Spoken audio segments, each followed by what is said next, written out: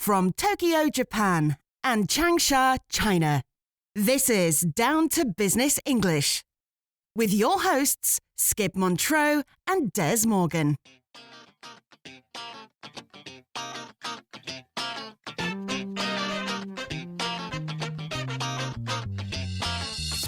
Dez Morgan, you have returned. Yes, Skip, I'm back from my annual summer pilgrimage to Scotland. Great. How was it? Did everything go smoothly? Yeah, overall it was a good trip. It was a little shorter than usual, but it was nice spending time with the family. Great to hear. But it's also good to have you back behind the microphone. And it's good to be here. Did you bring back any good Scotch whiskey as a souvenir? Unfortunately, no, not this time, I'm afraid. All I brought back was a suitcase full of dirty laundry. That happens to me all the time. When I get back from vacation, I usually spend a full day washing clothes. You must take a lot of clothes with you on vacation. I finished all my washing in a few hours. Now everything is nicely clean, folded and put away. That is a good feeling, isn't it? It is. And speaking of cleaning, that brings us to today's business topic. Oh? What would that be? Washing clothes? Not exactly. Sometimes it's not just laundry that needs a good wash. So, what is our topic? Today on Down to Business English, we are going to report on different types of washing companies do to clean their business. Like their public image? Like their public image, their product, or even cover up unsavory business activities. Sounds interesting. Let's do it. Yes, let's do it. Let's get D2B down to business with the image washing practices commonly used in business.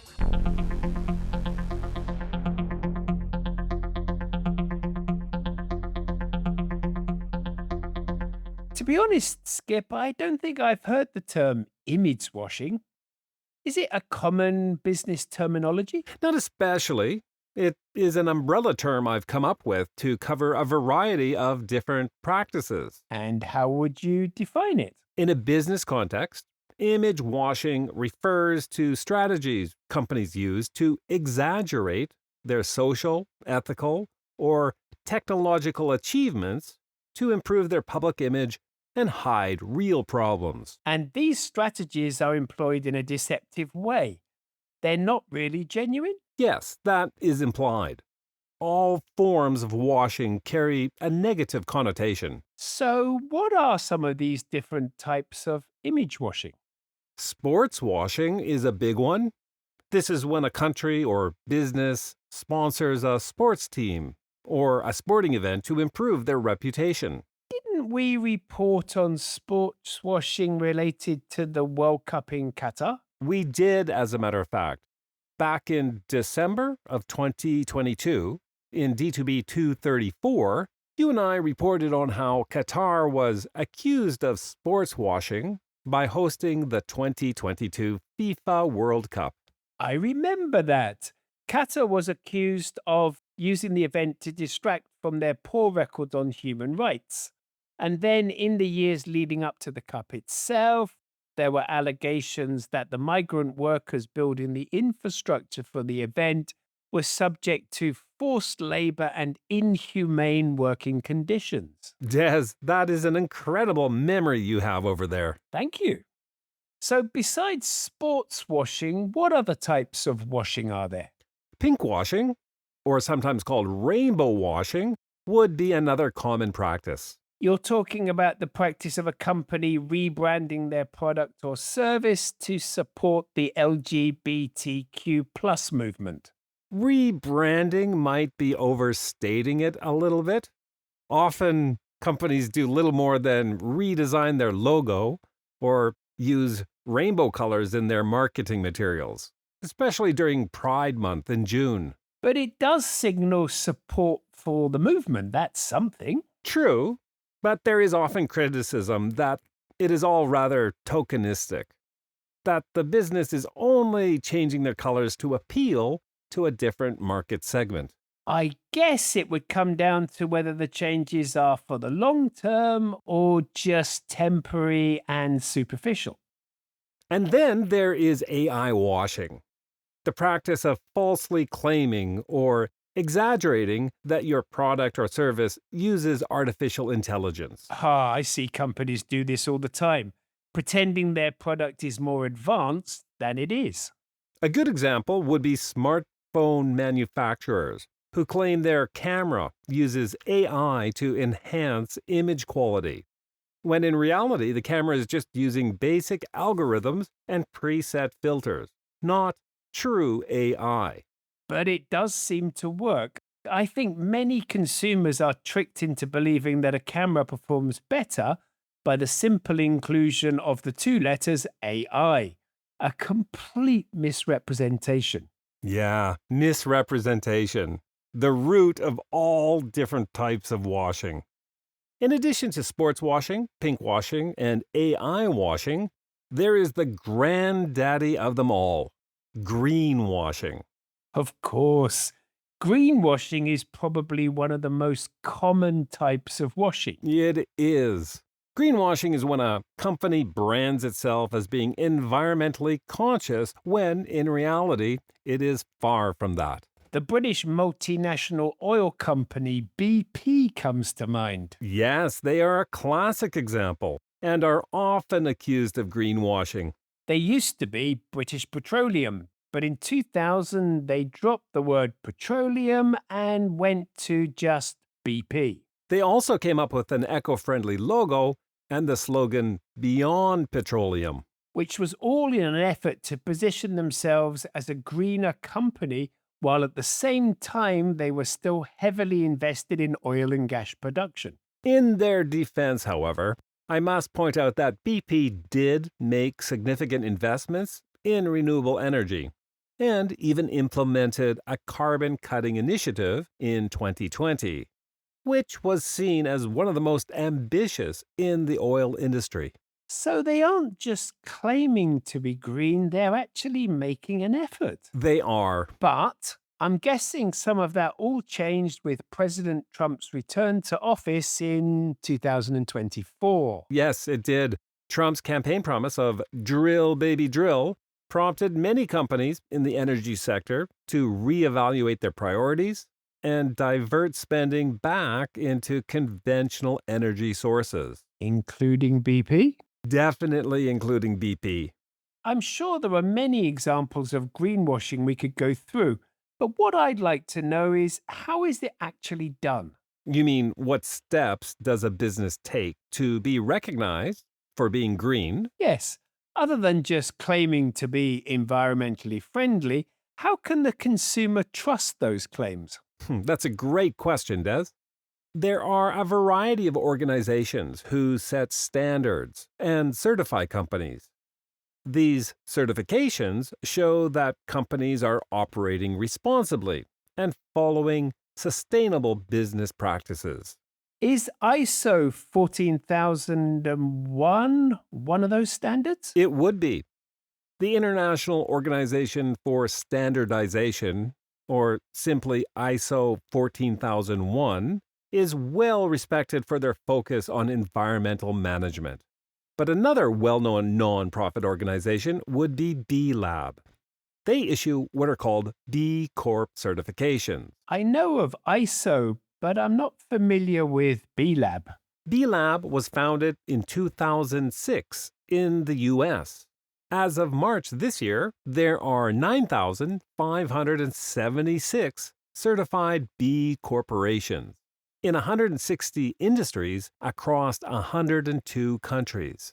It's becoming quite recognizable, especially among younger consumers in the US and UK markets. That sounds positive, doesn't it? Companies join B Corp, make a few changes to their business practices, and become more accountable and sustainable. Well, I think there's a little more to it than just making a few changes. According to B Lab's website, to get a B Corp certification, a company has to undergo a rigorous application process. In what way? Unlike ISO, which only focuses on environmental practices, the B Corp certificate evaluates a business's entire social and environmental impact. So it's more of a comprehensive certificate. Yes. Not only that, the B Corp certification requires a legal commitment to stakeholder governance. Well, on the surface, that all sounds good. It does. But there has been some controversy around B Lab. There have been some instances of a company actually withdrawing from the B Corp certificate program. Oh, on what grounds? Believe it or not, they say B Lab's standards are not strict enough. Well, that's not great. If it's true and B Lab is handing out certificates too easily, they would truly be enabling companies to greenwash. That is the major concern. Do you have an example of a company withdrawing from the program? I do. Do you know a company by the name of Dr. Bronner's? I don't think so. It's a family-run California natural soap business with 323 employees. They announced earlier this year that they would let their B Corp certification lapse when it expires this month. And their reason for doing this? They said they had too many concerns that B Lab was making it too easy for large multinationals to get certified, and that compromised the program's integrity. Did they provide any examples of this practice? They did. They mentioned Nespresso. The coffee company. Yes.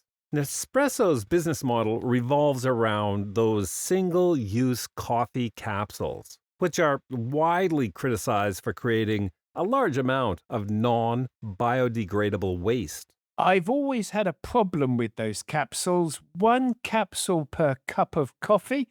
That seems like a lot of wastage to me. Nespresso has also been investigated for buying coffee from farms that use child labor. Which, if true, is not socially responsible. Well, naturally, Nespresso has denied all of those charges and have insisted they have a long-term commitment to sustainability and supporting ethical farmers. But not everyone is convinced. So, how exactly do companies become certified? You mentioned there is a rigorous application process? Yes, currently a company needs to gain at least 80 points out of a total of 200 points across a number of environmental and social criteria. So it would be possible for a company to be weak in one area and still get certified. That is correct. However, B Lab has announced a new rating scale in which companies need to meet minimum requirements across 7 key areas. Like what? These include shareholder governance, fair work practices, diversity and inclusion, human rights, climate action, and environmental stewardship. Those all sound like noble aims, but I guess it all depends on how the certification is measured. It does. And Dr. Bronner's is not alone in not renewing its certification. Scrumbles, a UK-based pet food supplier, said they too would withdraw and donate the $11,400 they would have spent on certification to a local charity. Well, that sounds ethical to me. What will Dr. Bronner's do now that they won't be certified? Actually, they have started their own certification program called Purpose Pledge. They say it is closer to a true measure of companies that pay living wages and hold themselves accountable and have supply chain integrity. Do they have many members? So far, only 14 companies have signed up, but it's still very new. I guess we'll have to wait and see whether the changes to B Corp make a difference or whether Purpose Pledge will gain popularity. And on that note, I think it is time for us to get D2V down to vocabulary.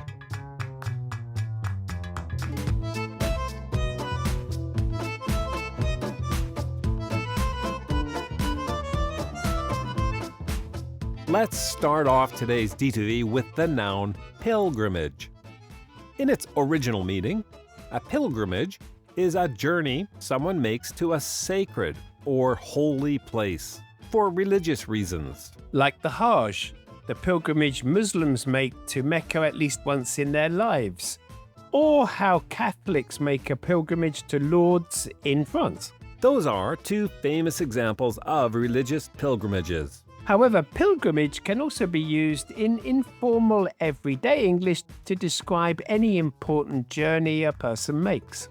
In the introduction of today's episode, Dez said he had just come back from his annual summer pilgrimage to Scotland. He didn't mean that he had gone on a religious journey, but rather he had taken a trip back home. Exactly. People sometimes use the word in this way to emphasize that a trip is important to them or even a tradition. And for me, my trips back to Scotland are definitely a pilgrimage. Dez, can you give us a business example using pilgrimage? Sure.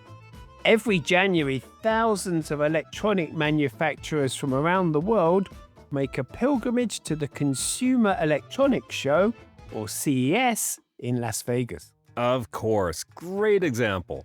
It's not religious, but in that industry, attending CES is an important tradition. I have always wanted to attend CES. Maybe next year. The next word on our list is the verb exaggerate. To exaggerate means to describe something as bigger, better, or more important than it really is. In today's report, Skip said that image washing refers to strategies companies use to exaggerate their social, ethical, or technological achievements and so improve their public image. In other words, these companies describe themselves as more responsible or advanced than they really are. What would be a business example using exaggerate, Skip?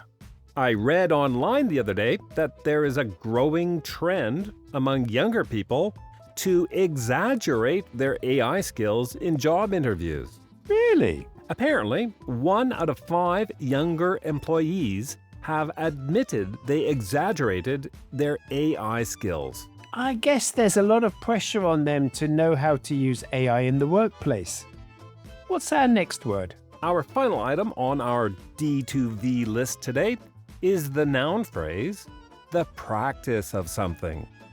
This phrase is used to talk about a habit or way of doing something. In today's report, I said that AI washing is the practice of falsely claiming or exaggerating that your product or service uses artificial intelligence. By calling it a practice, Skip was describing AI washing as a repeated activity that companies often engage in, not just a one-time action. Right. It's often used in more formal or business English. For example, you might hear the practice of recycling or the practice of outsourcing. Both describe activities that people or companies do regularly. In business, the practice of actively listening to team members is what many successful leaders do. Active listening is something we all should do.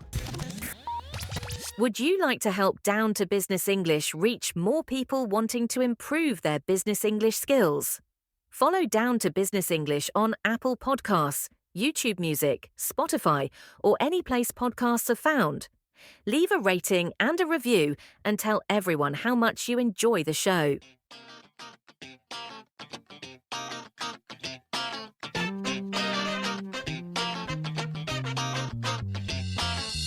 Thanks for that report on image washing practices in business there, Skip.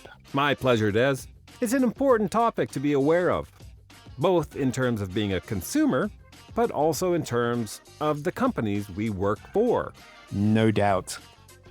D2B members and Apple Podcast subscribers, the bonus Down to Vocabulary episode for today's report will be released very soon. In that bonus show, we will be discussing 5 additional vocabulary items that we used in today's report. all of which are useful for talking about business ethics and corporate responsibility. Those words and phrases are terminology, overstate, to be tokenistic, the expression the granddaddy of something, and rigorous. D2B members, be sure you have copied your members-only podcast feed URL from your account page on the D2B website and have pasted it into your podcast app. That way you won't miss the bonus D2V episode. And Apple Podcast subscribers, you don't need to do anything. The bonus D2V episode will appear automatically in your podcast feed once it is released. And if you're not yet a D2B member or an Apple Podcast subscriber, but you find Down to Business English helpful for your business English studies, do consider supporting the show. You'll gain access to all our bonus vocabulary episodes, members-only episodes, our interactive audio scripts, along with the complete library of PDF scripts. Nice work, Des. That was a mouthful. Sure was. To become a D2B member, just visit d2benglish.com/membership and sign up. That's D, the number 2, B, English.com/membership. And if you prefer to subscribe through Apple Podcasts, simply open the Down to Business English show page in the Apple Podcasts app and then tap subscribe. Thanks for listening, everyone. See you next time. Bye-bye. Down to Business English. Business news to improve your business English.